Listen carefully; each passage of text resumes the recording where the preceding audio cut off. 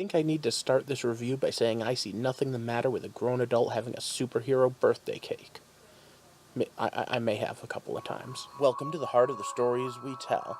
My name is Rob, and tonight I will be reviewing episode 22 of Arrow, Missing.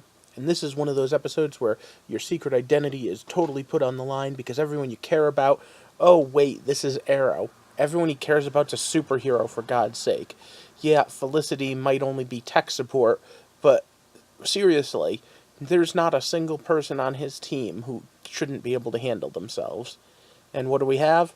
We have Prometheus coming up with a plan. You know what? Throw this up there before we get started. So once again, it's stop. Spoiler time. I'm not going to be one of those jerks that pretends that the plan had to have come together all from the beginning. It's very possible that Chase and Talia had backup and top of backup and were rolling with things as best they could. So I'm not going to fault them too much for that. But the plan still... Well, let's go over what it is. Chase gets captured, put in an unbreakable cell. Talia and her cohorts, with the new League of Assassins for all intents and purposes, go after people. The first hint we have is the fact that last week Renee didn't show up for his daughter's hearing, and Quentin was worried about him. And that was out of character, and last week we even noted the fact that, what happened to him? Well, Quentin this week goes looking for him, and long behold, Renee isn't just missing, because so's Dinah. And then Spartan points out this could have been their plan all along. In which case, well, let's really think about this. They're targeting Team Arrow. Their League of Assassins is going after the new Black Canary and Mr. Terrific. Black Canary is pretty badass on her own. Mr. Terrific, at least I could understand. But targeting the others? Felicity's the only one who's not out on the streets all the time fighting. The only one who I will give a pass to. And of course, she's not the one captured. Then again, Mr. Terrific does often get made the butt of the combat jokes. So, what does Tony Stark think of this plan? Not a great plan. In fact, I would have liked it better had this Arrow episode had something like when they go to knock out Mr. Terrific, his T-spheres come into play, or even just him getting a good moment or two against them. Or maybe if we got something along the lines of, hey, we lost a bunch of people when Renee shot them. But no, everyone on Team Arrow seems to be taking a fall to make the League look even more badass. Remember, this isn't the we've been training our whole lives League either. Ra's al Ghul only died a short time ago. Talia's only been training these people for a short time. Then again, I never have been a big proponent for it takes a lifetime to master martial arts. So, I guess I have to give them a pass on that, too. So there's part of me that wants to talk about the flashbacks, but to be honest, there's not really much going on there. The psychological torture just kind of brings us back to where Arrow was Season 1. The main thrust of this episode is really modern day and what's going on.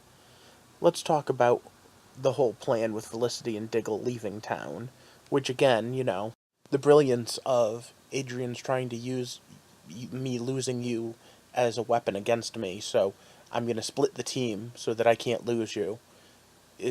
Let's let Stark say it again. Not a great plan.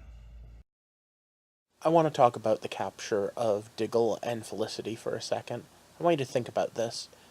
The plan was to stand in the middle of the road, and then when they gunned it towards you, move, and reveal that behind you is a huge ramp that leads into a Cord Industries truck. What would have happened if instead they had just said, you know what, we're going to reverse and gun it? Or Diggle pulled out his gun and shot. What was the actual plan there again? Not a great plan. I guess with that level of thinking, I'm just happy that we only got to see them take down Curtis and Thea and Lance, because Renee and the new Canary would not have gone down so easily. Of course, then we also have the son. And where this was no big surprise to us, the audience, Oliver really thought his son was safe. We, of course, saw Chase a couple of weeks ago end up with him. So, who wants to talk about how that ends up? We didn't actually see the son in the episode, just his picture on the phone. How do you think this ends up next year and the end of the season? Do you think that William becomes part of the show for next year, or do you think that this is just one little thing for them to check off? Let me know in the comments. Now, Chase's team is rather interesting. We have Talia al Ghul himself. We have the second Black Canary. Third Black Canary? I don't know. I've lost track of the Black Canaries. And of course, we have all of Team Arrow. But now we also have Deathstroke, the Terminator. And for those of you who didn't watch the first couple of seasons, Deathstroke is a grade A badass.